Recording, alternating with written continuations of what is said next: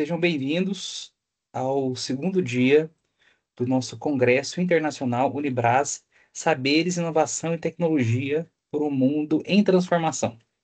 É uma grande satisfação contar com a presença de cada um de vocês nesse evento que celebra o conhecimento, a inovação e o compromisso com a transformação educacional. Meu nome é Marco Aurélio, atuo como gestor de TI no Grupo Base Educacional e terei o prazer e a honra de mediar esse encontro de hoje à noite, tá? Agradecemos imensamente a presença do nosso palestrante hoje. Ele é o Euclides Santos. Ele é presidente da Farmers Business Services. Ele mora hoje em Dallas, no Texas. Ele é formado em engenharia eletrônica, certo? Então, nós vamos passar a palavra aqui. Ele vai fazer um breve apresentação de como da sua carreira, como que ele estudou, o que fez ele ter essa carreira internacional que ele tem hoje. Boa noite, Euclides, tudo bem? Boa noite, Marco. Prazer estar aqui. Obrigado pelo convite. Obrigado. Fique à vontade para expor da melhor maneira possível essa sua brilhante carreira. Bom, na verdade, eu quero agradecer a oportunidade de realmente participar desse evento e, mesmo morando fora do país e com essa questão das conexões que hoje podem ser feitas, é excepcional para a gente poder compartilhar um pouco do conhecimento e da história que a gente tem. Eu vou falar um pouco hoje sobre a questão de como é importante a gente pensar ou como isso pode ser importante para vocês, a internacionalização da sua carreira ou a oportunidade que você tenha, tanto a parte profissional como o desenvolvimento acadêmico que você pode conseguir, não só dentro do Brasil, mas fora do Brasil, em outras oportunidades que podem acontecer. Então, eu vou colocar alguns slides aqui, simplesmente para a gente direcionar a nossa conversa de hoje. E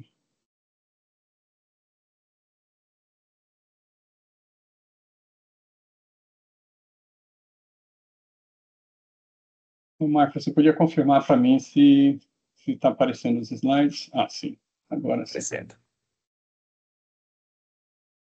E, bom, como o Marco fez a introdução, eu sou aqui, né, eu nasci em Goiânia, Goiás, quero dar um pouquinho do meu passado aí antes de começar a conversar.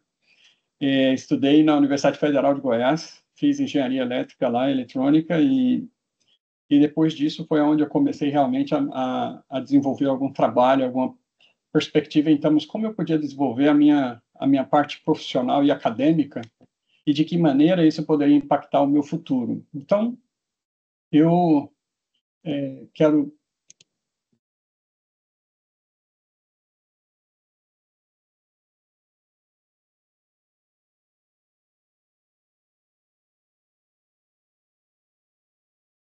Não, Marco, não está passando o slide, por alguma razão. Isso.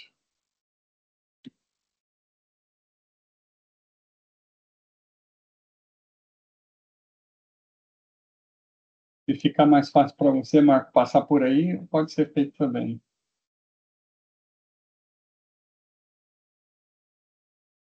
Bom, então, a próxima slide tem um resumo da minha carreira profissional e eu quero compartilhar isso de uma maneira bem clara, né? Bom, depois na parte de engenharia, que eu trabalhei como engenheiro na faixa de 10 anos, eu tomei uma decisão de procurar alternativas, né, em termos de como eu poderia mudar ou trazer uma carreira que pudesse fazer uma diferença, não só pelo contexto pessoal, mas pelo contexto familiar. E aí foi dentro da minha formação acadêmica, eu fui fazer um MBA pela primeira vez nos Estados Unidos, né, em Oklahoma. E, bom, naquele tempo não se falava de MBA como se fala hoje no Brasil, né?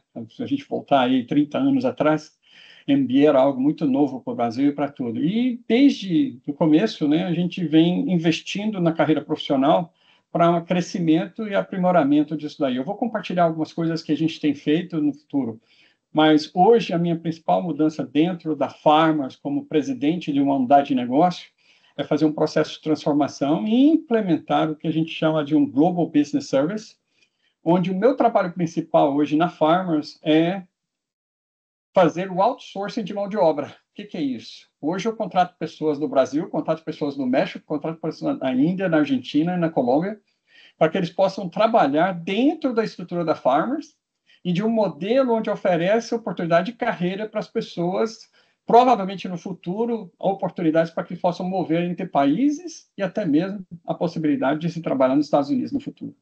Então, esse é o meu trabalho hoje em termos de isso, em criação de produtos, é todos os processos da Farmers Insurance nos Estados Unidos serem transbordados para esses países com a possibilidade não só da redução de custo, mas com a perspectiva de valor agregado que pode ser dado pelos profissionais que a gente encontra nos mercados. Porque muitas vezes a gente está no Brasil e a gente pensa que um profissional de mercado no Brasil não é um profissional equivalente nos Estados Unidos ou na Europa. E eu quero dizer para você que isso é um sofisma. E a minha própria trajetória como profissional, e por isso que eu estou mencionando isso agora no começo, ela vai contra esse sofisma de que nós não somos capazes de desempenhar o que os outros desempenham em países desenvolvidos. Isso não é uma realidade. E isso é o que eu quero compartilhar também para a perspectiva de que vocês possam crer que isso existe verdadeiramente uma portas que são abertas, oportunidades que são abertas para que isso possa acontecer na sua vida ou de alguém que você possa influenciar. Então, esse é o próximo, é a vontade que eu tenho hoje de compartilhar. Se a gente passar para o próximo slide, Marco. Como foi que isso tudo começou para mim dentro do contexto de me tornar ter essa carreira internacional, e não só em termos acadêmicos, mas também profissional, porque eu nunca deixei também uma das coisas que a gente pode falar, não, eu fui para a parte profissional para me transformar num executivo de negócio, ou eu fui para a área acadêmica para ser acadêmico. Na verdade, eu exerci as duas coisas ao mesmo tempo. Da mesma maneira que eu me desenvolvi profissionalmente, a parte acadêmica e desenvolvimento acadêmico me propiciou avançar ainda mais em termos disso. Então, quando foi que eu tomei essa decisão de buscar essa internacionalização? Primeiro, eu comecei a construir uma rede de contatos com relação a isso. Comecei a conhecer americanos, comecei a conhecer pessoas no Brasil, pessoas e entidades que seriam capazes de discutir e pensar e abrir a oportunidade que seria necessária. Então, a primeira coisa que a gente faz quando buscamos oportunidade de internacionalização é de criar essa rede, esse network de pessoas que vão possibilitar que você possa abrir, conhecer e participar. Programas de intercâmbio. Bom, isso são coisas excepcionais que muitas vezes nós não sabemos que existe e que são programas de intercâmbio que são totalmente financiados pelas universidades e governos onde você poderia tomar a decisão de ir. E isso funciona em qualquer lugar, em qualquer país. O próprio Brasil tem uma série de convênios e universidades que fazem esse tipo de processo. Bom, o que eu fiz, na verdade? Quando eu comecei a procurar isso e usando o network, eu fui para uma perspectiva de buscar como seria o financiamento desse MBA, como que eu ia me tornar algo, ou conseguir para financiar. Eu vou dar um exemplo, um MBA, se fosse traduzir hoje, que esse que eu fiz há 30 anos atrás, seria equivalente a um investimento de US$ 60.000. Bom, se a gente multiplicar isso por 5 e alguma coisa, a gente vê que é um valor de 360 mil reais. Isso era algo que era praticamente impossível para mim naquela época, mas através desses contatos, dos programas de intercâmbio e da iniciativa, porque a gente tem que tomar essa iniciativa, né? Porque muitas vezes você fala assim, eu quero fazer, mas você não faz. E eu quero declarar isso, todas as coisas em que a gente, ou que nós colocamos algo e tomamos a iniciativa, isso inicia um processo de construção. E esse processo de construção chega até a conseguir apoios institucionais. Eu consegui um apoio institucional que pagou todo o MBA para que eu pudesse fazer o curso.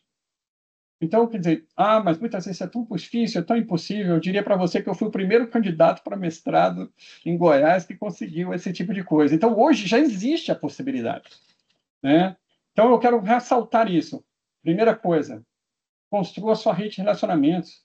Hoje é muito mais fácil de construir relacionamentos através das redes sociais, de tudo que a gente tem, de como a gente se conecta, de como a gente se posiciona, usar o LinkedIn para poder exatamente se mostrar e colocar quem você é, os desejos, os seus, as suas sonhos, porque muitas vezes as coisas todas começam como um sonho, né? Eu me lembro quando eu comecei com esse processo de internacionalização, que as pessoas iam na minha casa e falaram, não, você está maluco. Isso é uma coisa louca. Como é que você vai deixar seu emprego e vai fazer um curso e vai levar sua família? É uma coisa que eu não dei detalhe, né? Eu tinha 4 filhos na época. Então, era, pessoal, como é que você vai levar 4 filhos para outro país ou para outro lugar e isso vai traduzir e como isso vai acontecer? Então, muitas vezes a gente se propõe a fazer, mas a realidade, às vezes, nos fala assim, não, isso é impossível. E eu quero trazer uma mensagem de positivo. Se você colocar isso em andamento, criação da sua network, buscar os programas de intercâmbio ou de relacionamentos que existem. Se você tomar essa iniciativa como sendo algo, um objetivo para você, um sonho a ser realizado, e buscar o apoio de instituições, isso vai acabar trazendo para você uma abertura de oportunidades que às vezes a gente não sabe dimensionar. Mas eu quero começar com isso. São 4 pontos que são importantes dentro desse contexto para se iniciar um processo como esse. Próximo slide, Marco. E, uau, dentro desse contexto dessa busca do network, de toda essa criação, você começa a encontrar benefícios que são acadêmicos e profissionais, como eu mencionei agora há pouco. Então, quando você começa a pesquisar e avançar dentro desse processo, você vai se conectar com pessoas que são da parte da acadêmica e com a parte que são profissionais. Esse é o network que a gente tem que criar, que nós devemos criar para esse benefício da internacionalização de uma carreira e de um futuro. Então, o que seria isso? O acadêmico seria acessos a centros de excelência. Hoje, em muitas universidades, eles têm realmente esses centros de pesquisa, pessoas que estão trabalhando em projetos de ponta, de publicações, e não só para que você publique, para que você possa se tornar,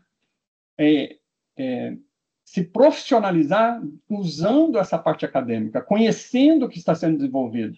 Eu vou dar um exemplo numa perspectiva agora que está acontecendo, e eu vou mencionar isso no futuro. Quando a gente fala de inteligência artificial, uau, o Brasil está avançando, todos os países estão avançando de uma maneira muito rápida com relação a isso, né?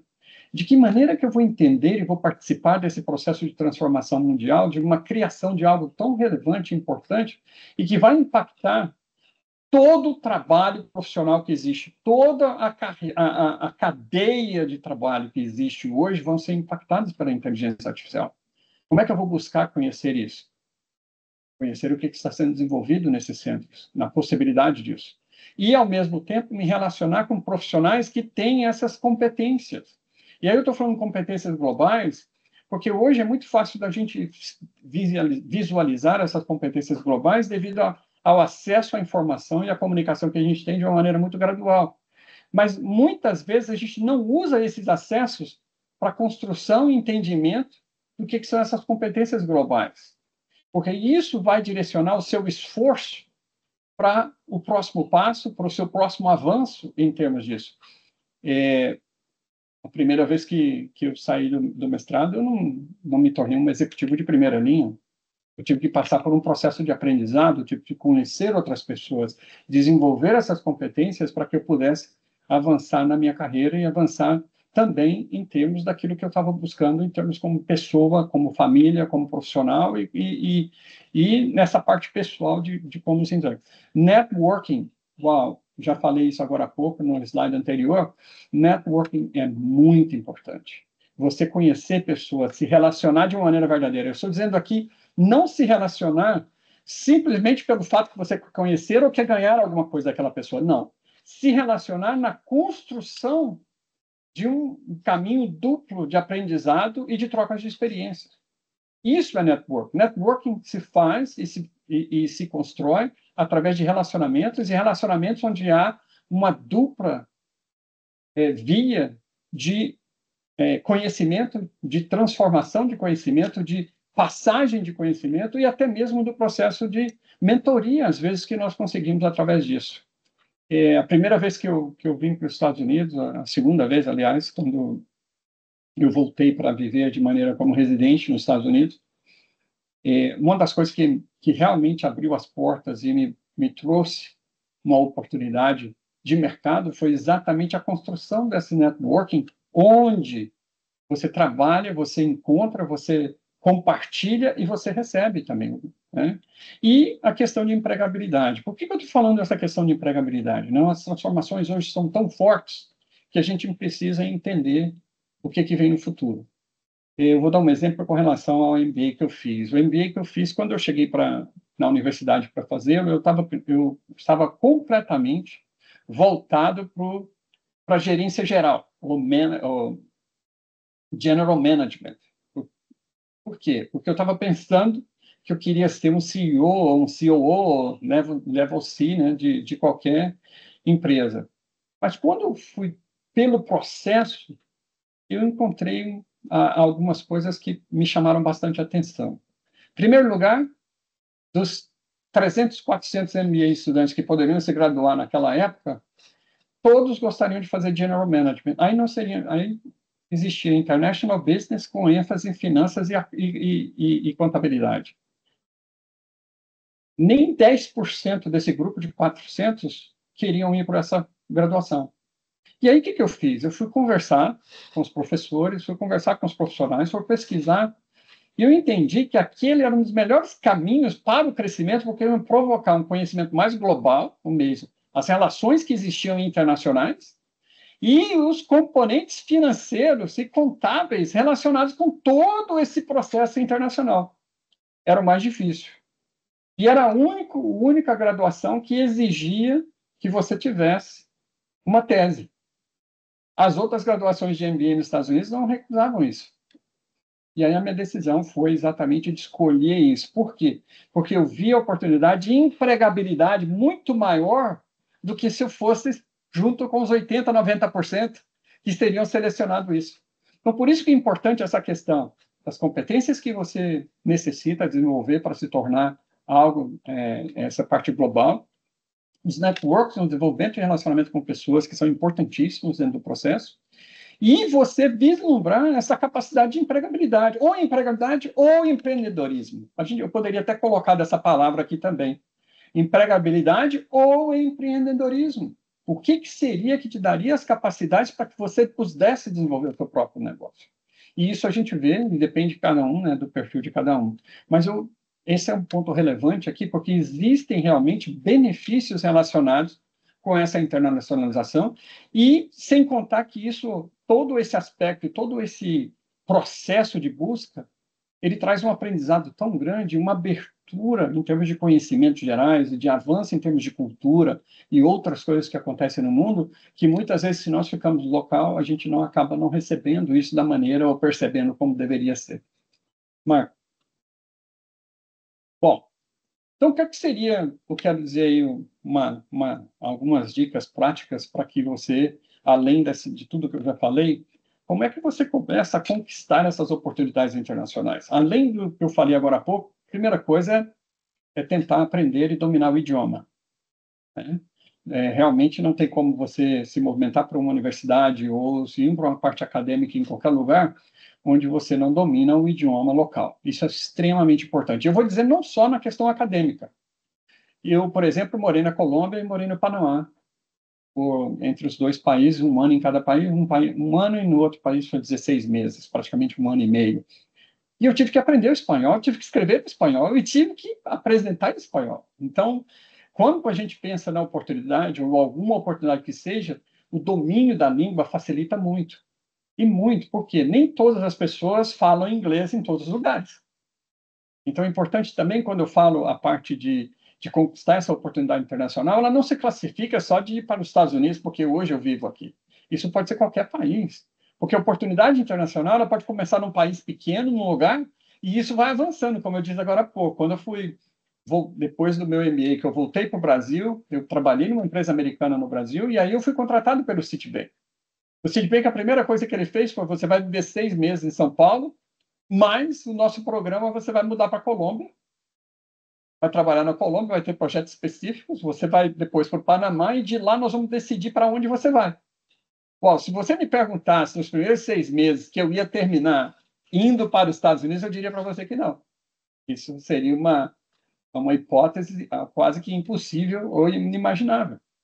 Mas a passagem pela Colômbia foi um processo de aprendizado, de conhecimento de pessoas, Depois, o que a gente desenvolveu no Panamá também abriu as portas para a América Latina como um todo. Eu tive que visitar todos os países da América Latina para poder constituir o projeto que existia para ser implementado no Panamá. E esse projeto do Panamá é que acabou dando a oportunidade que eu pudesse migrar para os Estados Unidos, para o Citibank na América, na Flórida, em Miami, para controlar e participar de um processo, ou ser o gerente, né, o Senior Vice President, para processos que eram para a América Latina. Então, às vezes a gente pensa com oportunidade, é só aquilo que a gente pensa, não existe sempre algum trabalho intermediário que pode acontecer para que você chegue lá. Outra coisa, não deixe de construir o seu currículo. Aprendizado é extremamente importante. Eu agora, em novembro, por exemplo, vou fazer um curso no MIT que é sobre inteligência artificial aplicada a business. Oh, mas você já está como presidente de uma empresa, você vai fazer um curso desse? Por quê? Porque o aprendizado e a construção do seu currículo é extremamente importante para que as oportunidades se abram. Porque assim é como eles vão conhecer e entender a sua disponibilidade, a sua disposição para o trabalho, para aquilo que é requisitado para qualquer oportunidade que vem. Outras coisas, participação em eventos e congressos, para quê? Porque participação em evento e em congresso, ele te ajuda na construção do networking que eu falei. E muitas vezes existem participações que não se precisa pagar. Você pode participar de maneira gratuita, mas cada processo gratuito, ou cada passo que você dá nessa construção, vai te levar ao próximo nível que você precisa estar. Então, às vezes, a gente pensa, olha, eu vou participar disso aqui, eu não vou aprender nada, mas você vai lá e acaba o quê? Conhecendo uma pessoa, segunda pessoa, e essas pessoas são onde você começa essa preparação para que você possa realmente conquistar essa oportunidade internacional. E outra coisa muito importante é você ter mentores. O que eu quero dizer com mentores? É ótimo que você possa se associar com pessoas que são além da sua idade, ou que têm mais experiência de vida, mais experiência profissional, ou mais experiência acadêmica, para te direcionar e te ajudar a responder os questionamentos que você tem internos e até mesmo para abrir portas para que você possa construir o caminho para essa oportunidade. Bom, esses são 4 pontos que parecem dizer, mas isso é tão simples. Não, não é simples. Isso requer dedicação, isso requer trabalho, isso requer realmente que você tenha seus objetivos claros e planeje essas atuações. Eu estou falando isso aqui hoje, mas eu mencionei agora há pouco, exatamente a cada dia eu tenho que criar, eu tenho que desenvolver meu idioma, eu tenho que aprender novos vocabulários, eu tenho que continuar construindo o meu currículo, eu tenho que continuar participando de eventos e congressos, para que isso possa ser relevante não só para mim, mas para outros. Essa é a minha oportunidade de estar aqui hoje. Eu acho que é uma oportunidade exatamente de compartilhar um pouco sobre essa condição, essa possibilidade que existe para qualquer um de vocês. E as conexões com mentores. Eu tenho pessoas hoje que eu ligo e pergunto determinado assunto para que eu possa receber um tipo de informação adicional ou construir algum modelo para que eu possa resolver isso. Mais recentemente, eu me conectei com uma pessoa na parte de neuroscience para exatamente entender o que é o conceito e para que ele pudesse me desse algumas orientações de como isso poderia trabalhar para a minha mente e para a equipe que eu estou construindo, né? A minha equipe, para dar um exemplo para vocês, eu comecei essa unidade com praticamente 70 pessoas em novembro do ano passado, e hoje a gente já cruzou 500 pessoas que estão na estrutura da Farmers Business Service. E vamos atingir 2.000 pessoas nessa estrutura até o final de 2026. Bom, mas como que você lidera um processo como esse?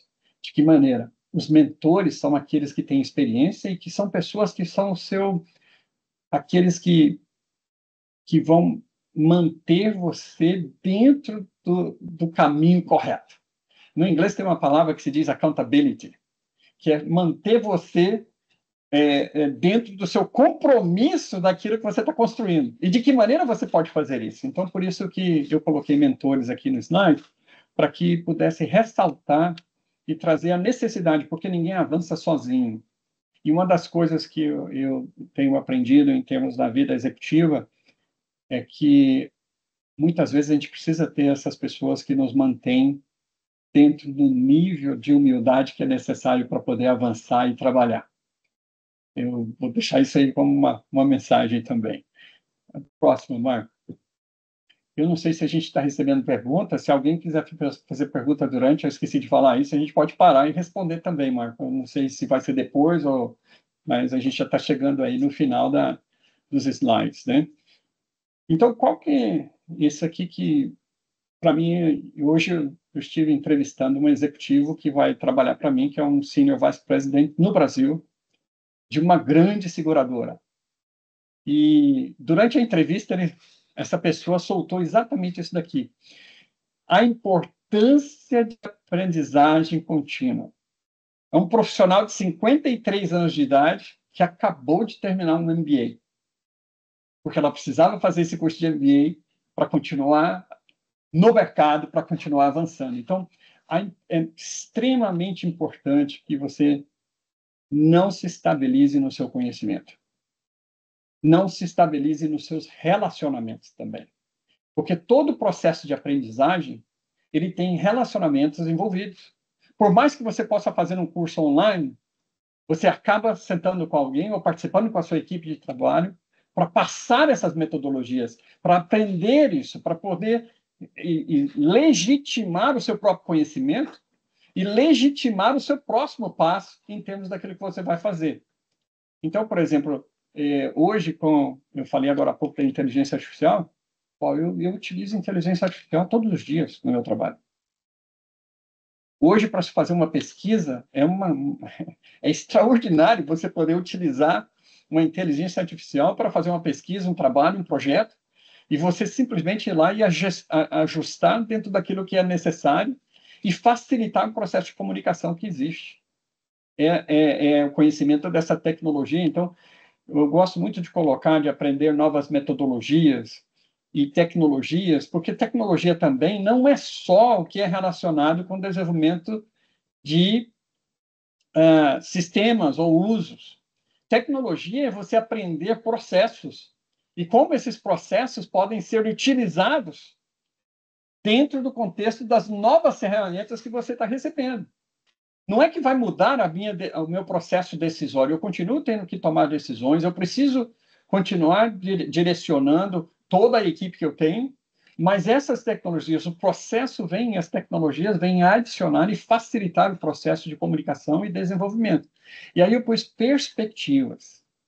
Bom, se a gente for olhar as perspectivas que existem hoje, né, com os computadores quantum que estão para chegar, né, praticamente aí nos próximos anos, onde tudo aquilo que interessante voltar um pouquinho no passado aí, eu cheguei a ser professor de ciência da computação num dos tempos antes do meu MBA.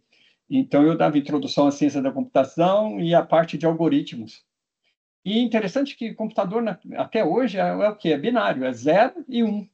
0 e 1. É assim que a informação é traduzida e é processada, né, Marco? O Marco pode me corrigir se eu estiver falando alguma coisa equivocada.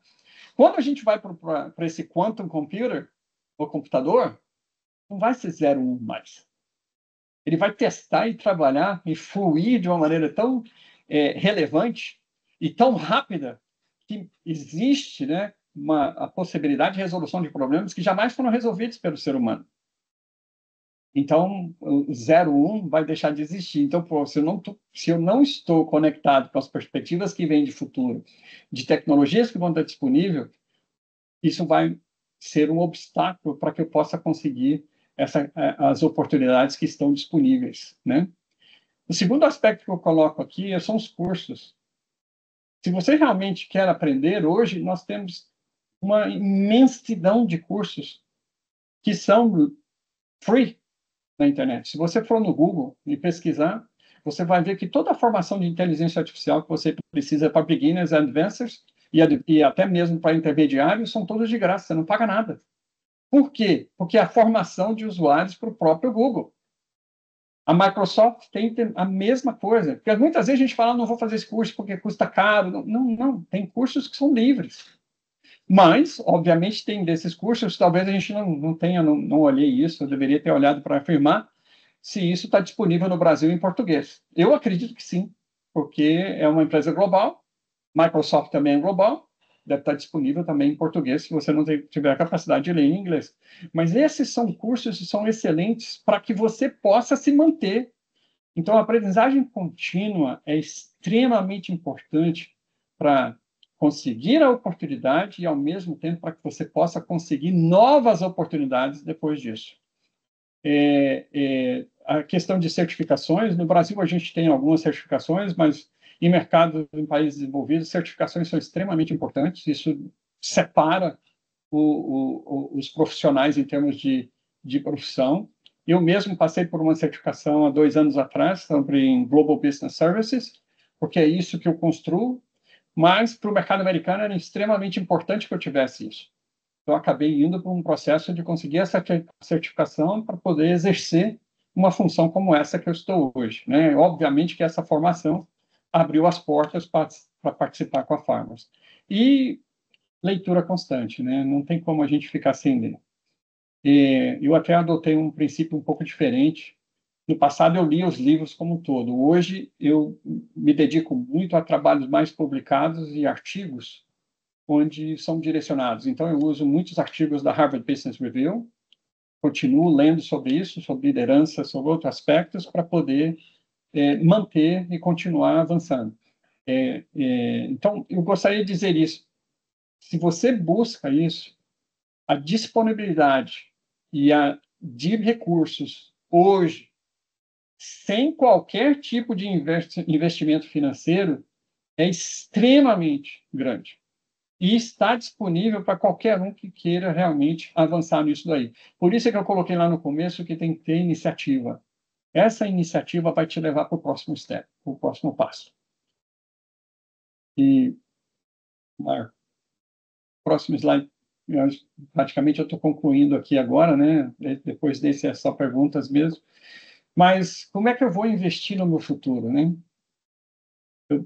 Tem muita gente que fala planejamento de carreira é muito difícil, mas isso é extremamente importante para você conseguir isso. Eu falei agora há pouco da questão da decisão que eu tomei quando fiz o primeiro MBA, de ir para International Business e para a parte de finanças. Por quê?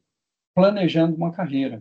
Quando eu terminei meu MBA, eu tinha 3 propostas de trabalho, 2 nos Estados Unidos e tinha outra numa empresa americana para voltar para o Brasil. E o que era esse trabalho, essa disponibilidade desse planejamento?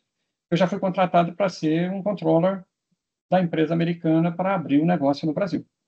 Então, eu saí de uma posição diferente e já fui para um nível quase de diretor imediatamente só por causa do MBA. Mas o meu planejamento do MBA com International Business, eu queria me tornar o quê? Diretor financeiro, um CFO, e essa foi a carreira que eu fui percorrendo para chegar até lá e hoje para ser o presidente da unidade de negócio. Então, existe sim a possibilidade de você planejar a sua carreira através daquilo que eu já mencionei desde o início. Resiliência. Essa é uma palavra que é muito interessante, né? Porque por muitas vezes você vai receber um não, muitas vezes alguma coisa não vai funcionar da maneira que você planejou, por razões que podem ser por você mesmo, ou por razões familiares, ou por razões adversas à sua vontade. Por isso que a resiliência de um profissional para transformar o seu futuro é extremamente importante. Não importa aquilo que vai acontecer, eu vou continuar buscando. O não que eu recebo pela primeira vez não necessariamente é o não que vai ser para sempre. Eu costumo dizer isso para o meu pessoal que eu trabalho e nessa constituição desse negócio, que a gente recebe o não. Agora podemos trabalhar um pouquinho melhor a proposta e ver como a gente vai conseguir o sim. Às vezes a gente não consegue o sim na segunda, mas consegue na terceira, na quarta vez, isso acaba acontecendo.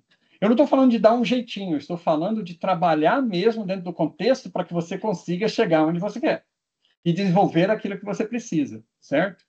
Colaboração vem do network, que eu falei, né, para vocês. Essa colaboração tem que existir, por isso que tem que ser uma dupla via. Propósito. Qual seria o propósito que você tem em tudo isso que você está fazendo para investir no seu futuro? Essa questão da resiliência com propósito é que gera a determinação para se chegar e experimentar essa questão da sua carreira da internacionalização, ou que pode ser até mesmo carreira profissional dentro do seu próprio país. Né? Quantas pessoas não mudam de estados e mudam de situação para desenvolver a sua própria carreira? E eu quero falar a última palavra, que é as contribuições. Né? Uma das coisas que eu não deixei de fazer foi sempre estar como professor ou dando treinamento nas empresas que eu trabalhei. Então, eu estou recebendo, eu estou conquistando coisas, mas é muito importante que você contribua para os próximos. E essa contribuição é como se fosse realmente uma semeadura que você está fazendo para o futuro dos futuros profissionais que vão passar, né? Que são o futuro da própria nação, essas coisas. Então, eu me preocupo muito também, sempre com a perspectiva de fazer isso. Quando eu morei em Goiânia, no período, eu fui professor na área de MBA, e na parte de cursos que eram extremamente difíceis para se ministrar. Um de reestruturação de empresas e o segundo era fusão e aquisição. Por quê? Para passar o conhecimento daquilo que eu aprendi na minha vida profissional para outros, para que eles também possam crescer e avançar. Então, essa contribuição é uma contribuição para a sociedade, contribuição acadêmica e contribuição profissional também para outros. Essa é por isso que eu coloquei dessa forma aqui, porque não é só para você, né? Para você também ter uma noção de que você vai ajudar outros a chegarem lá. E por último, né? O último slide que a gente tem, e eu já passei de 35 minutos, né?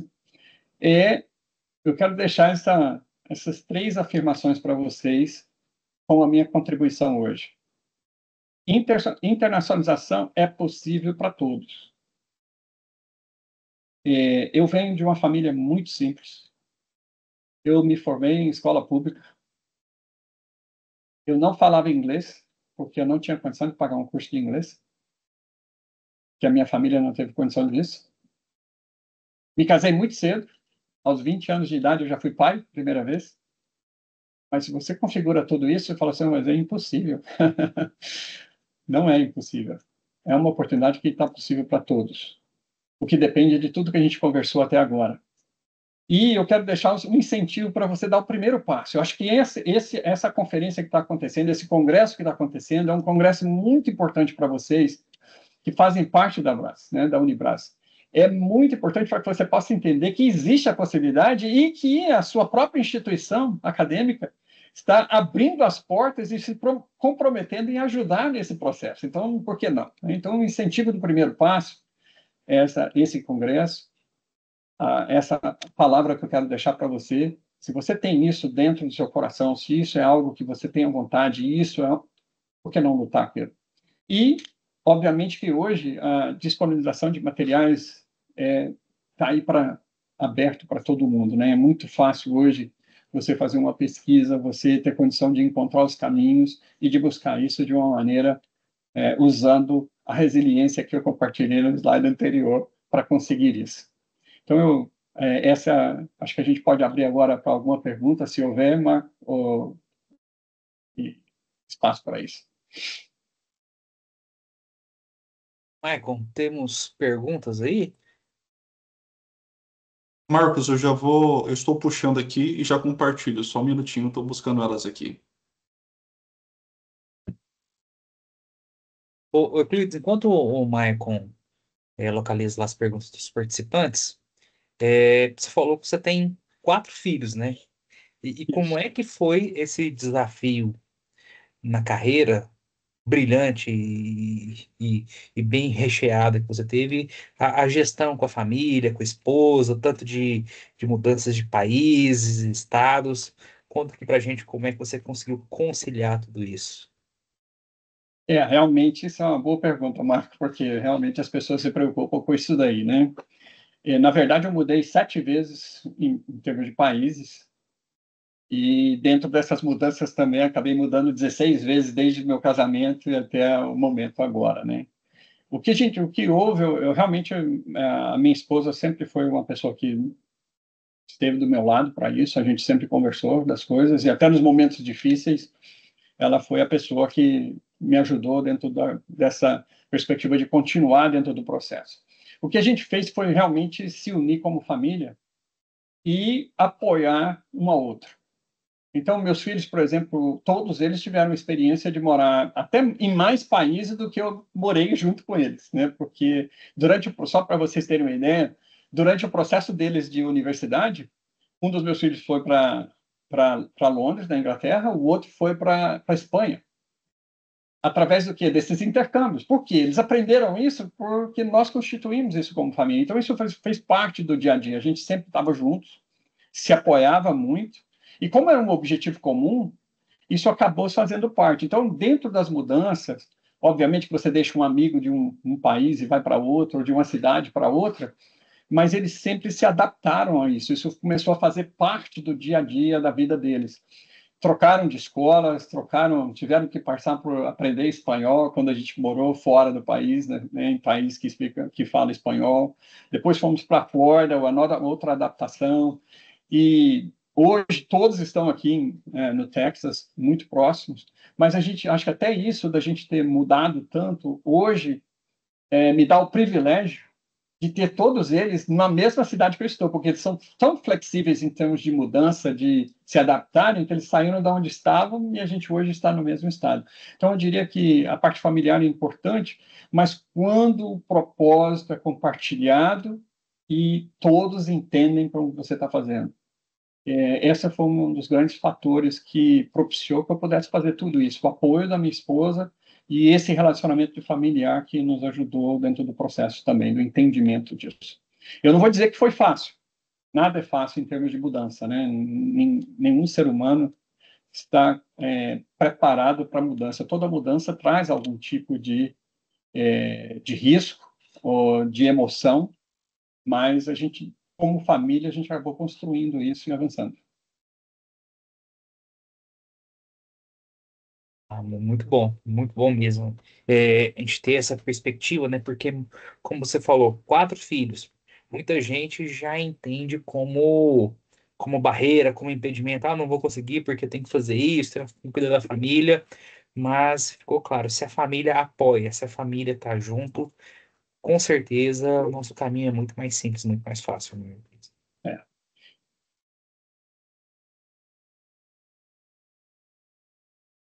Mesmo participando disso, Marco, só para acrescentar alguma coisa, eu sempre tive que viajar muito, né, dentro do contexto, mas sempre eu estava presente nas horas que eram importantes estar presente também. Então, se você hoje conversa com meus filhos, fala, pai, você foi um pai ausente. Nenhum deles vão dizer isso. E eu falo isso por testemunho, né, de ouvir das conversas que eles têm. Eles não sentiram isso, porque todas as vezes, nos momentos importantes, nas situações que eram, eu estava presente e muito presente com eles. Ou quando eu estava de volta para casa, eu estava presente. E ali a gente constituía os nossos relacionamentos e o suporte de cada um. Perfeito. Maicon, você conseguiu ver alguma pergunta? Sim, sim. Pessoal, Bom, pode só falar. uma aqui, então, no caso, para poder dar o início. Quais estratégias podem ser adotadas para superar as barreiras linguísticas, culturais e financeiras que dificultam a internacionalização? Bom, eu acredito que aquilo que a gente compartilhou no slide, em termos de construir relacionamentos que são sólidos, você construir a sua própria propósito com relação ao que você está fazendo. Então, eu acredito que está muito alinhado a perspectiva daquilo que você define. Eu vou dizer para vocês que existem recursos ilimitados para dar um suporte à internacionalização. Você fala assim, não, isso não existe. Você está falando algo que não é. Pois eu digo para você, existe. Existem recursos ilimitados para. Aqui nos Estados Unidos existem recursos ilimitados para bolsas para países em desenvolvimento, como o Brasil ou outros países. Existe uma série. O que acontece é que muitas vezes a gente não pesquisa e não vai atrás. Então, a parte financeira, que é o maior impeditivo, vamos colocar assim, quando alguém começa a pensar dos valores, como é que eu vou morar, como é que eu vou sustentar, como é que eu vou participar, como eu vou pagar esse curso, existem recursos ilimitados. Aí você fala assim, nossa, ilimitados é uma palavra muito forte, né? Quando eu falo ilimitado é porque a maioria não sabe e não utiliza do recurso. Essa é a grande verdade. Porque tem recursos, existem recursos, mas não são pesquisados e não são trabalhados para isso. Então, a primeira coisa foi o que eu falei: desenvolva isso. Comece a conhecer as pessoas. Vá na pesquisa, se conecte a isso. Se conecte com mentores que são capazes de direcionar e te dar informações necessárias para isso. E o restante eu vou dizer para você, é fácil? Não, requer trabalho. Você tem que colocar força e trabalho para que isso possa se disponibilizar. Então, importantíssimo. Resolver a parte financeira, recursos existem em todos os lugares, países e escolas com esse tipo de situação que você queira, ou para um curso ou profissionalização. Segundo, é você realmente ter claramente qual é o planejamento que você está fazendo. Porque se você for fazer um curso com o planejamento de carreira errado, você não vai conquistar o que precisa. Então, recursos financeiros existem e planejamento daquilo que você quer fazer. Essas são as duas coisas. E isso vai direcionar todo o seu trabalho de pesquisa, de construir o seu network, de ter o seu mentor correto para te possibilitar avançar. Então, eu tiro um pouquinho do obstáculo, porque é muito dependente da nossa própria vontade e ação planejada para se atingir o objetivo. Ótimo. Temos mais, Michael? Eu tenho mais uma aqui. Já deixa um minutinho aqui. Como as diferenças culturais influenciam o aprendizado e a forma de trabalhar em equipe durante essas experiências internacionais? Uau, essa é uma excelente pergunta. Hoje mesmo, tratando exatamente isso, porque, como eu mencionei agora há pouco, eu contrato em 4 países da América do Sul e na Índia. Uau! E aí, quem são os gerentes, quem são os diretores executivos, as pessoas que vão administrar esse pessoal que está dentro do meu grupo? Americanos, que tem uma cultura diferente, uma maneira de trabalhar diferente nisso, né? Então, na verdade, o que requer de nós é aprendermos a cultura daquele que nós estamos trabalhando. E eu digo que isso é uma mão dupla também. Não é só o gerente ou o líder ou o executivo aprender os fatos culturais da nação ou de onde aquela pessoa veio, mas também a outra pessoa, aquela somos nós, entendermos como é a cultura deles. Então, baseado nisso, você pode conseguir se relacionar de uma maneira correta e construir os relacionamentos que são importantes e o aprendizado que é importante dentro de qualquer contexto de trabalho que você tem. Então, por exemplo, os americanos, eles não são muito de você estar em cima ou de você dar muita atenção. Se você falar uma vez por mês, ele já está feliz. Mas nós, brasileiros, vou colocar aqui, a gente gosta de ter atenção. Então, é uma necessidade que o americano tem de aprender como lidar conosco, como nós também lidarmos com eles.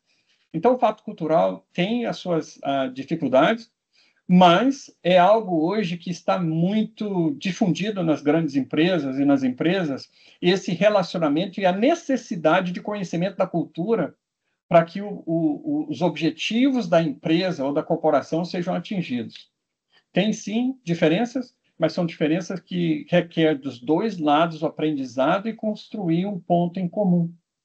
E isso é o que eu estou até agora desenvolvendo um curso para os executivos, para os hiring managers que trabalham junto comigo, para que eles possam entender como eles administram esses grupos, essas equipes que existem em outros países e construam essa ponte de comunicação, de trabalho juntos e time e equipe de trabalho para atingir os objetivos.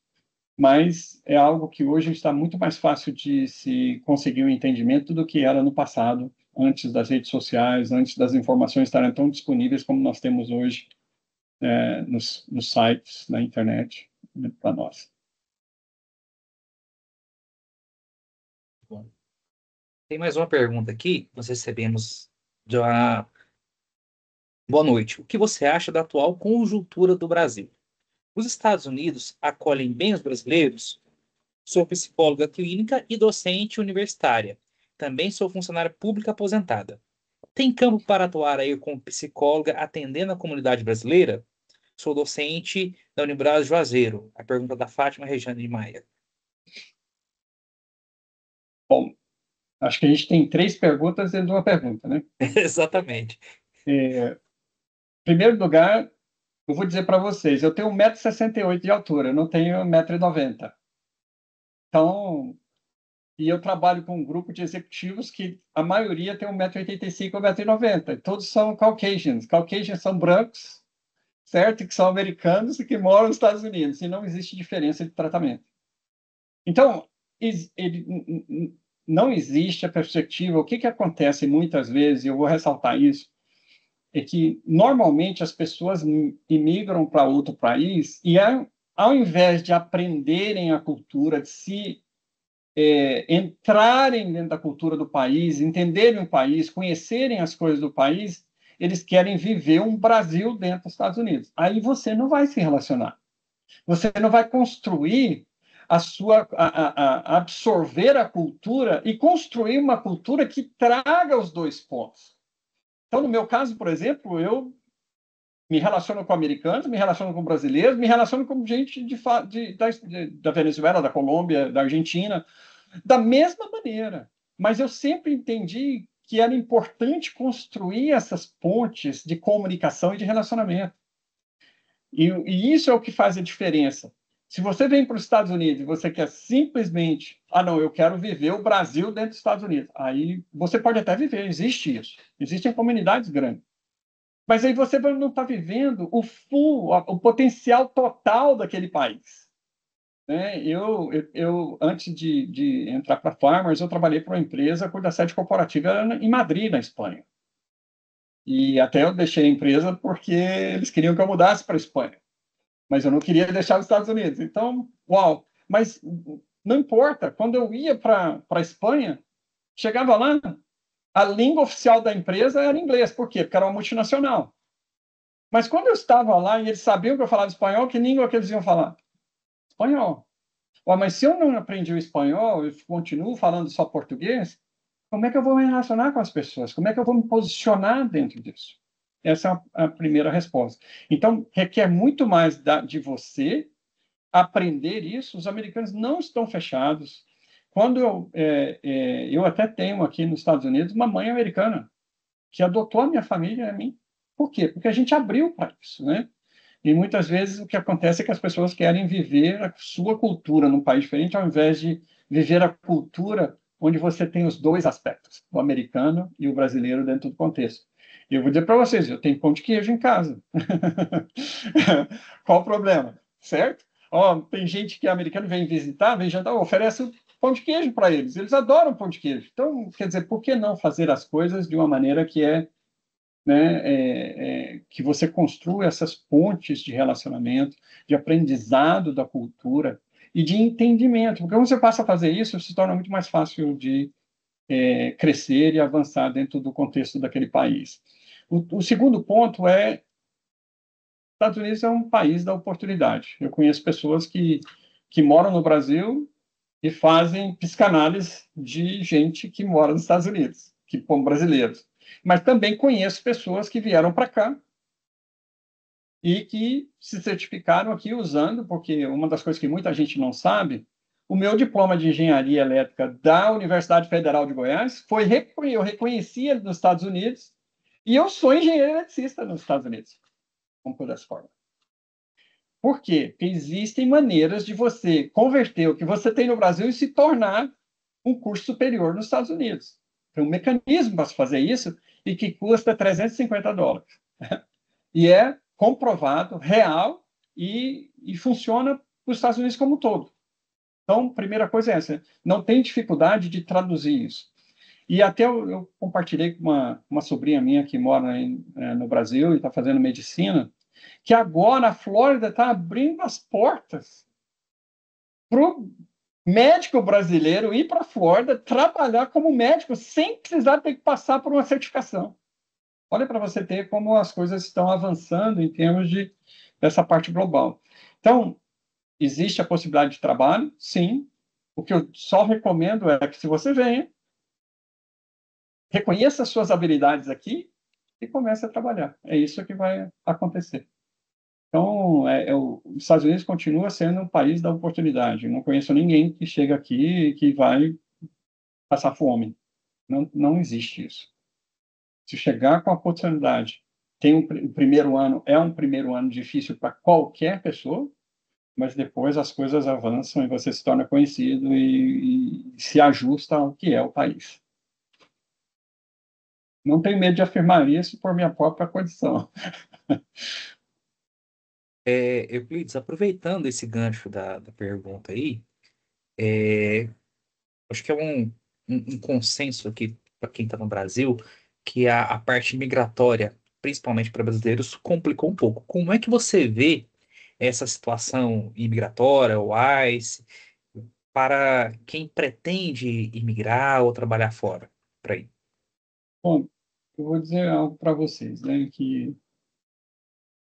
existem muitas pessoas que vêm para os Estados Unidos com esse projeto e vêm dentro de um visto que não é só um visto de turismo. Eu não recomendo ninguém ficar num país só com visto de turismo. Acho que isso não é. Eu não fiz isso. Né? A primeira vez que eu vim para os Estados Unidos, eu vim com visto de estudante. Eu conheço várias pessoas, não só aqui no Texas, como na Flórida e outros lugares, que eles vieram para cá com o visto de estudante, F1. Existem muitas universidades de custos acessíveis que permitem que você possa fazer esse processo, até para que você possa entender como é a vida e se isso é o que você quer também, né? Porque muitas vezes as pessoas vêm e se arrependem, pensam só em fazer o que é o subemprego. Esse não é o futuro. Eu quando vim para cá, vim com visto de estudante, mas eu tinha um objetivo muito claro. E mesmo depois, quando eu voltei e entrei para o sítio, eu tinha uma vontade de voltar para os Estados Unidos e ser um executivo nos Estados Unidos, mas eu tive que trilhar um caminho para chegar até lá. Então, o que eu recomendo é, não existe impeditivo para o brasileiro vir estudar. Se você quer vir fazer um teste, tira o visto F1, você vem tranquilo, você vai ter sua carteira de motorista, você vai tirar seus dados, você vai viver de uma maneira confortável e de uma maneira legal, do que vir com visto de turista, ficar aqui e depois não avançar na sua parte profissional por causa disso. Eu conheço vários que vieram com visto de estudante e hoje são residentes. Tem que ter um plano, tem que ter uma atitude e tem que ter um propósito pelo qual você quer fazer. Se você faz isso, você chega. Certo? Eu tenho até um sobrinho meu que mora na Flórida e ele veio com visto F1. Passado, concluiu isso, 1 ano e meio, 2 anos depois, ele entrou com o visto de habilidades especiais nos Estados Unidos, estando nos Estados Unidos, e conseguiu brincar. Ah, mas é porque é brasileiro, não vai conseguir mais. Gente, não é isso. O que está acontecendo hoje, eu não vou entrar nessa questão geopolítica, porque tem muitas coisas acontecendo, e esse não é o meu papel aqui, mas não é a questão do que está acontecendo na geopolítica que vai definir o futuro de um brasileiro que queira sair do país e ir para outro dentro de um propósito, de um planejamento adequado de carreira. Certo? Perfeito, porque é importante, né? Porque todo mundo fica com essa dúvida, com medo, com receio de tentar alguma coisa, mas pelo que nós vimos aí com a sua brilhante exposição, é que nós temos vários caminhos, várias oportunidades, né? Desde que sigamos o caminho correto, né? Que é muito importante. Michael, tem mais alguma questão? Patrick, que está aqui na sala também. Marco, da minha parte, tá ok. Foi sensacional e parabéns. Foi excelente. Muito bom mesmo. Quero agradecer, então, a oportunidade aqui, Marco e Michael, de estar aqui, a todos as 161 pessoas que participaram desse processo. E, se houver alguma pergunta, né, que no futuro alguma coisa, estou disponível, passe para o Marco ou para alguma pessoa do Congresso e eu poderia responder se for preciso. Tá bom? Muito obrigado, agradeço a oportunidade e boa noite a todos aí e um excelente congresso. Obrigado, Euclides. Nós que agradecemos a exposição, a sua disponibilidade. Nós sabemos que sua agenda é bem corrida, bem complicada. Então, foi uma palestra com vários conhecimentos, com várias oportunidades. Eu acredito que os nossos alunos eles tenham tido uma visão bem ampla da, das possibilidades, dos caminhos que nós podemos seguir. E eu acredito que nós teremos, com certeza, algumas pessoas que vão tentar trilhar esse caminho daqui para frente, tá?